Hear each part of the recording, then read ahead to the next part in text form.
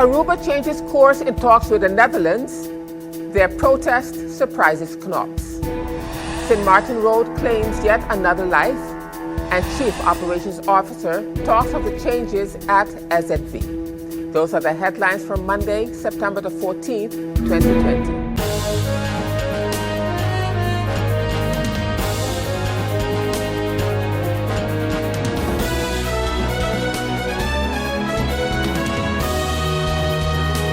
Good evening, viewers. This is SXM Daily News. I am Valerie Van Putten.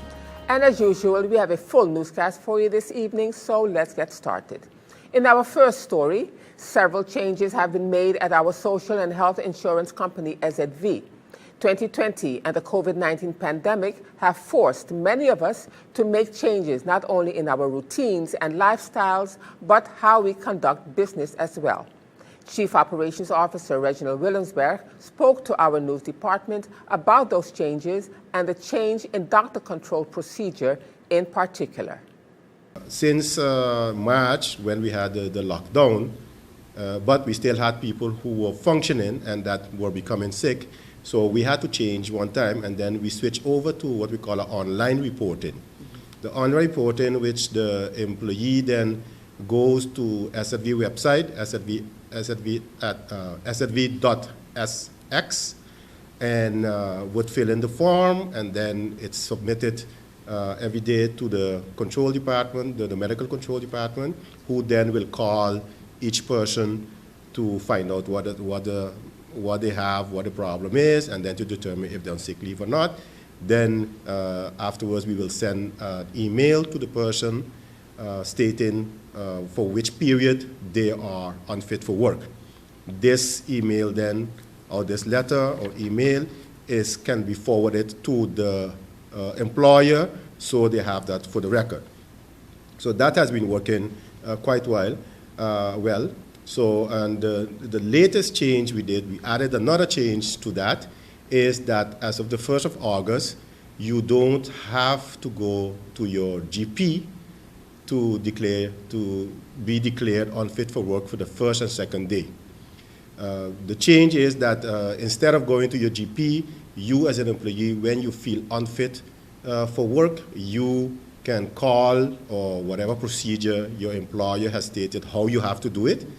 You will report directly to your employer that I'm unfit for work for, if it's Monday and Tuesday, and on the third day, then, you go through the procedure of reporting to SZV through the online reporting form. And once that is done, on the third day, we will then send, the procedure continues the same. Of course, this is a drastic change because we are talking of more than 60 years of this procedure, yes. And now we've changed it. And I know one of the, another thing is that we no longer use the yellow card. Why we don't use the yellow card? Because we are not, because the offices, the offices are closed to the public, that we're not seeing anyone basically face to face no more. So you can't come to the office to pick up yellow cards. You have to, the employer would request the yellow cards via our online at info@szv.sx. You request it, then instead of giving you cards, we will give you the card numbers. So each card, as you know, on the yellow card, there's a red 6-digit number. That number, those numbers are given to the employer via, when we answer them via email, they will get, okay, if it's 10 numbers, you get 10 numbers, and this you give when your staff, you give the number to the staff when they're unfit for work. This number, the employee has to also fill in on the form when they report online. And what are the information that they have to fill in online? They have to fill in their name, the employer, their telephone number, which is very important because otherwise we can't call you back, the card number, and also their email address. And we will have more with the COO of SZV in tomorrow's broadcast. And in more news for you at this time, speaking on the program, The Prime Minister Talks, which was aired online on Saturday last, September the 12th, 2020, and was hosted by Cedric Peterson, the Prime Minister addressed the ongoing situation with the Netherlands. Little opportunity for St. Martin to have much negotiations, seeing the fact that in the last Kingdom of Council of Ministers meeting, the State Secretary with the mandate of the Rijksministeraat, as you would say, the Council of Ministers of the Kingdom, stated that they would not further negotiate with us until we had met all of the conditions for the second and third tranche, even as they continue to negotiate with Curaçao, who also had not met all the conditions for the second tranche. We have, in the meantime, submitted our, let's say, infilling, they would call it, how we are filling in the conditions more in line with the way the Netherlands, or I should say the CFT, has been insisting, because we were able to agree, or the Netherlands was actually able to agree with the proposal of our finance minister in a couple of areas that the CFT interpreted differently. So that has been, let's say, a trial in patience for our finance ministry and his team in the discussions with the CFT, as there constantly seem to be an interpretation differential that put us in a negative light at most turns. So at the last Council of Ministers meeting, they did not even listen to our proposal, as you know, based on the same reason. And so yesterday, or today, Friday, in the meeting of the Kingdom Council of Ministers, they had not yet received our responses from the CFT. And so we're waiting on that. However, it is still clear. I have been having discussions with the State Secretary. I met with him via telephone last week, Saturday. The staff has been in contact with his staff. The plenipotentiary minister and his cabinet has been also in contact. So we continue to attempt to have discussions, and we continue to get the same message that as long as we're not going in the direction that has been proposed on the 10th of July, that the Netherlands is not willing to have negotiation, quote unquote, talks. So we continue to do what we have to do, at least to meet the conditions that had been set for the funds that we've already received in the second tranche. And then once those have been closed off, our plenipotentiary minister did ask that the Rijksministeraat mandate the State Secretary to continue discussions with us. And the Prime Minister also alluded to the situation of Aruba. The Prime Minister asked, with everything that Aruba had to do according to the wishes of the Netherlands, can Aruba put food on their table? Aruba, let's look at Aruba. Doing everything that they had to do according to the wishes of the Netherlands. Can they put food on the table today? Why can't they put food on the table today with the funds from the Netherlands? Isn't it because they are fighting for their autonomy? All three of us see an issue with us as being former Netherlands Antilles, moving away, decolonizing ourselves, or claiming to have decolonized ourselves, because that is also raising its head within our society. Has the decolonization process actually finished? And we will also look at that. It's not necessarily what's on the forefront of government's mind, but can we cut off our nose to spite our faces? We have survived worse than this if we go back to our true history as a people. And we have to understand sometimes we have to go through, as the butterfly, the struggles of breaking out of that cocoon to be able to spread our wings. Now, we are not independent fully, and we do have a dependency based on a mutual agreement, and we do have consensus laws in place, but they took sometimes 10 years of discussion. And not that we need to go 10 years in a discussion for reforms, but at least give us the opportunity to weigh in on what this law will look like. Is that a kingdom, or is that a top-down? Is that a kingdom of partners where one is stronger than the other three and saying, take it or leave it? And then we have a consensus, a forced consensus? We already don't have a dispute regulation. Where are we going if a group of people that say they have your best interest at heart refuses to help you, says we will help NGOs, to help the people of St. Martin, and then come down and share out food packages because we are the great heroes while your government does nothing. No, our government is working on our reforms, the ones that don't require heavy investment. Our government is cutting costs. Our government is looking at ways to increase revenue to the country, and we're looking to assist those who have lost jobs or at risk of losing their jobs. Meanwhile, in news out of Aruba and taken from today's Daily Herald, disappointed in the move of the Dutch government to add conditions, the island of Aruba has now changed course in the talks with the Netherlands for liquidity support. For now, Oranjestad will not sign any agreement and has resorted to seeking alternative financing. Dutch State Secretary of Home Affairs and Kingdom Relations, Raymond Knops, is not amused. Aruba's Prime Minister, Evelyn Wever-Cruz, dropped the bomb, so to speak, in a national address on Thursday evening on the eve of Friday's Kingdom Council of Ministers meeting in The Hague. Deception and new opportunities were key words in her speech. According to Wever-Cruz, late last week, The Hague surprised her government by again changing the conditions last minute.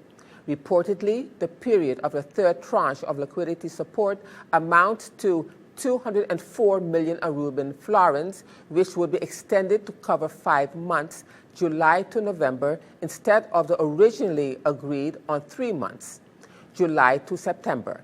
Wever-Cruz said in her national address that prolonging the period to 5 months created a major financial problem and a liquidity shortage of 130 Aruban florins to 140 million. We are now forced to find alternative financing. There are interested parties on the financial market to lend us money. We are working on this process while we keep talking with the Netherlands in the hope of convincing them to negotiate a bit more fairly. In the meantime, the Aruba government will execute its own reform plan drafted by 250 local professionals who volunteered their time. A steering group has been appointed which will focus on the first 5 reform topics: eliminating bureaucracy, revising the labor laws, creating a more just tax system, digitalizing the internal government process, and the expanding labor capacity. Wever-Cruz said that the Dutch government was welcome to assist Aruba with the execution of this reform plan. But it is our plan, and we carry it out because this is our country, and we are the ones who have to advance our country. Everyone who wants to help is most welcome. The ones who want to break up our country should stay away.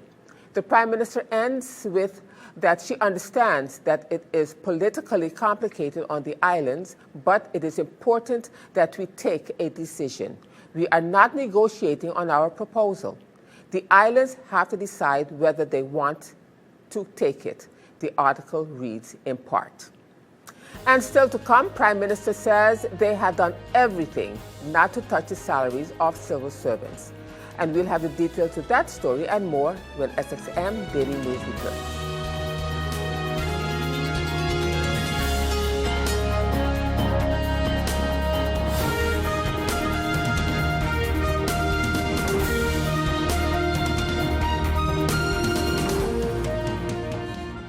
GEBE has been faithfully serving the communities of St. Martin, powering your home and our economy.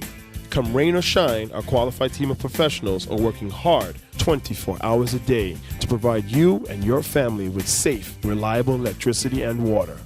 We use the latest technologies and test our products daily to maintain the highest international standards. Our friendly staff is always there to assist you, whether in person, over the phone, or online. We are committed to constantly improving our products and services, making them more efficient, effective, and environmentally friendly to serve you better today and our next generation of clients tomorrow. GEBE, powering a brighter future. Our friend Megawati is here with tips to save you energy. 1. Turn your airco temperature up. 2. Use a ceiling fan instead. 3. Buy energy-saving products. Save some green with NVGEBE. Welcome back, viewers. You're watching SXM Daily News, and I'm Valerie Van Putten. In the program, the Prime Minister Talks, which was aired on Saturday last, the Prime Minister also touched on the salary cuts for civil servants across the board. The Prime Minister said that they had done everything not to touch the salaries. She then elaborated about the initial proposals to the unions.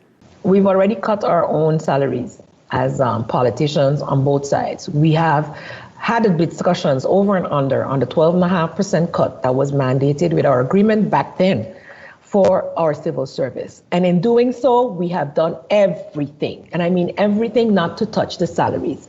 Everything. Initially, our proposal to the unions was everybody over 8,000 guilders would have a 10% cut. We would take the 25. The unions didn't want any cuts. We said, okay, fine, no cuts. So we had to look everywhere. And that's what's been taking our finance ministry so long, to get an agreement from the CFT that, hey, these cuts also can count. So we've cut uniform costs. We've cut the travel, all travel. So everything is being done. We've cut telephone costs. We're looking at ways to reduce other costs that are standard overhead costs. We're looking at buildings. We're looking at moving. We own a building over here, moving that is partially empty, moving places where we're paying rent to get them into there to cut down our overhead costs. We're looking within the service. I've asked our personnel affairs, ensure that our people who are actually on the payroll are functioning, are at a high level of functioning, so we need less assistance from outside. So that means transferring people who are not in the setting where they're supposed to be, or who may have become ghosts over the time because they're disgruntled, because they're actually ill. We have to resolve all those situations. And we must be able to see that these cost-cutting measures are sustainable as well. And in other news at this time, in charting our path for recovery, the government is focusing on the improvement of our transport and hospitality infrastructure. That is according to Governor of St. Martin, His Excellency Eugene B. Holliday, at the opening of Parliament on Tuesday last, September the 8th, 2020. In charting our path for recovery, government is focusing on the improvement of our transport and hospitality infrastructure. That with an emphasis on product development, diversification, and legislative reforms.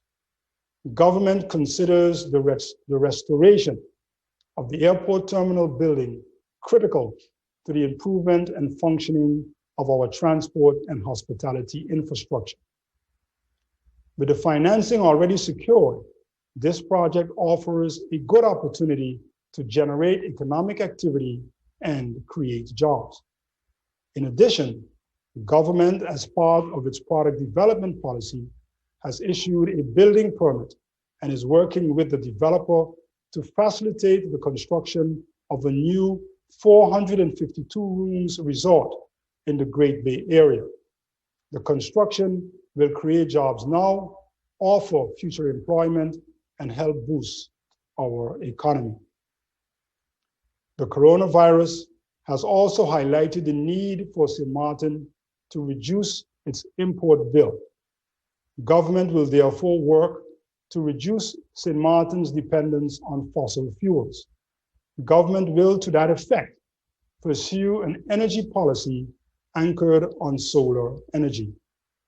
This will reduce the electricity bill for businesses and households and save foreign exchange to meet other demands of our population. Likewise, the government will stimulate the development of the agricultural sector as a means to reduce our dependence on the import of food. The goal is to promote the grow what you eat what you grow movement towards greater self-reliance and food security. The development of this sector should help lessen imports and save foreign exchange. And in other news, member of the Anti-Poverty Platform and president of the Windward Islands Chamber of Labor Unions, Claire Elshot, speaking at last week's Anti-Poverty Platform weekly press briefing, she addressed the issue with a set of employer organizations united in the Employers' Council that decided to criticize the WICLU on their position and advise them not to sign any document drafted by the SZV. Mrs. Elshot further elaborated.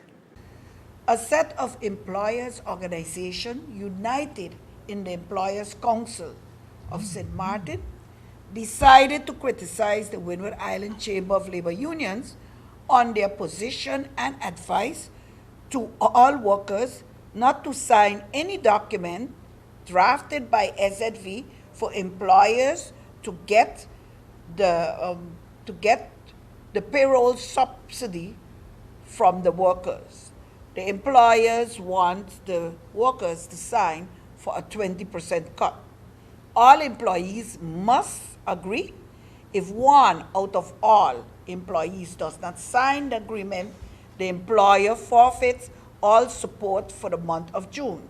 Mind you, after the month has passed, employers who in good faith paid their employees for this month are now left hanging to dry as if just one of their employees refuses to sign the required statement drafted by government.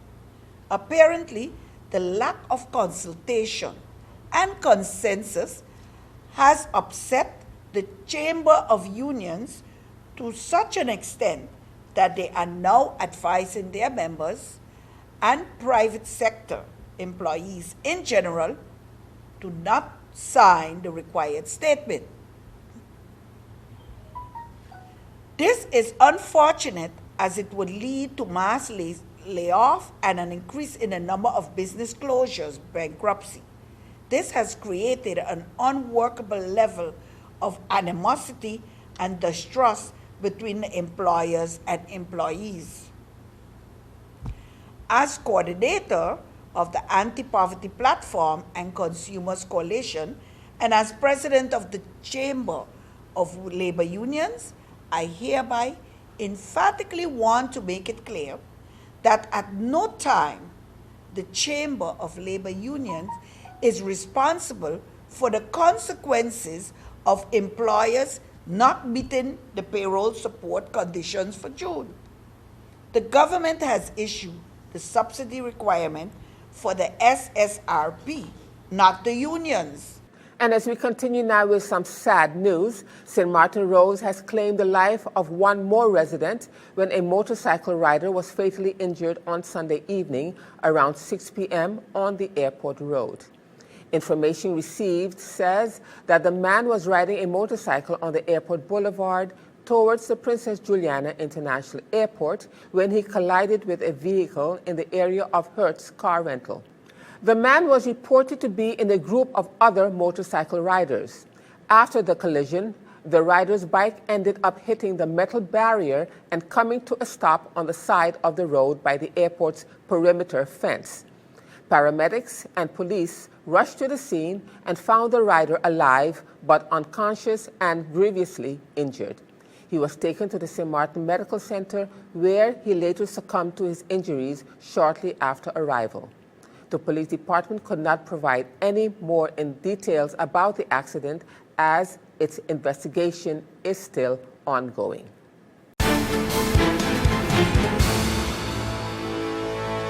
Now, turning to our weather forecast for September the 14th, 2020. At 11 a.m., the center of Tropical Storm Teddy was located about 1,400 miles east-southeast of St. Martin. Teddy is expected to become a hurricane in a couple of days. Based on its projected path, however, Tropical Storm Teddy is not expected to pose a direct threat to St. Martin. Meanwhile, Hurricane Paulette, Tropical Depression Rene, and Tropical Storm Sally do not pose a threat to the island of St. Martin. Tropical Depression 21 developed into Tropical Storm Vicky at 11 a.m. at about 2,260 miles east of St. Martin. Vicky is expected to be short-lived and poses no threat to the island. Another tropical disturbance near the coast of Africa has a medium of 40% chance of formation through the next 5 days. The Meteorological Department of St. Martin will continue to monitor these systems and update the public accordingly. So the outlook through Wednesday midday, fair to partly cloudy and slightly hazy. Now, let's turn to your 3-day forecast.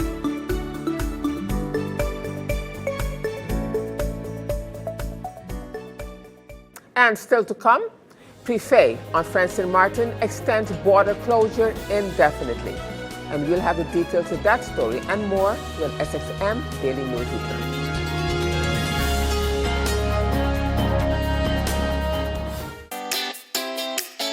Make use of WIB mobile banking with easy access and direct usage of face recognition,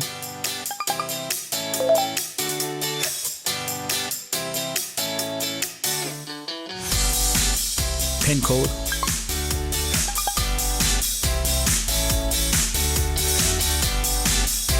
or fingerprint. Download WIB mobile banking app and make your transaction from anywhere at any time. For more information, visit wib-bank.net/quick-login.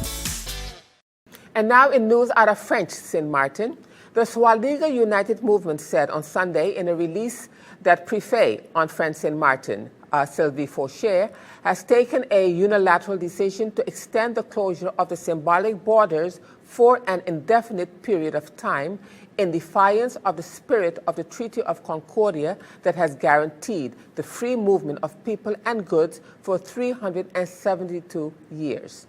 The autocratic method of crisis management has failed miserably and proved disastrous for our country and the well-being of its people. COVID-19 contamination have increased and the economic slump continues to gain ground.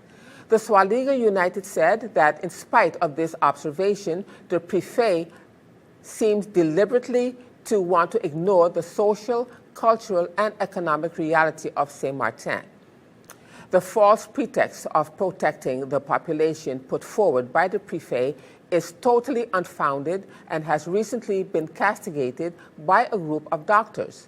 The population of both sides, North and South, therefore requests the immediate opening of the borders, dismantling of the checkpoints, and the free movement of people and goods, official recognition by the French Republic and the Netherlands of the unity of the people of St. Martin and the respect for their common historical and cultural heritage. Swaliga United is inviting the population to join the cause from Wednesday, September the 16th, 2020. And SXM Daily News understands that a protest will be held tomorrow at the frontier. And as we end this edition of SXM Daily News for you this evening, viewers, with the success of the annual open house that was held virtually earlier today, Monday, the next order of business for the sports department will be the Pelican Sports Awards, which is slated to be held in November. Department Head for Sports on St. Martin, Janelle Richardson, spoke to our news department. You know, we literally just started thinking about what we would do this year. And we haven't concretely put things down, but we're definitely going to have something on that designated day. Now, as we are doing this virtually, we probably will do something virtually for that event as well, because we still have to be mindful of what's going on. And it's difficult to plan things in this current climate because you don't know. So currently we're experiencing a bit of a resurgence, and we have to be very careful about how we gather people.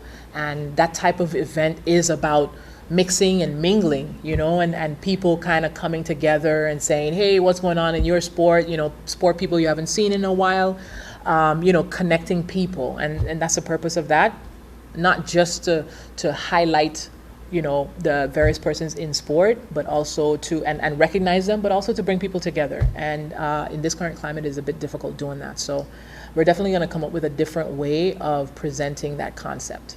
And with that, viewers, it brings us to the end of this edition of SXM Daily News for this evening. I am Valerie Van Putten, thanking you so much for joining me. And just a reminder that this and other programs are available online. Simply log on to stmartinmediacenter.com for viewing. And on behalf of the SXM Daily News team, we thank you for watching and plan on meeting you right back here again tomorrow.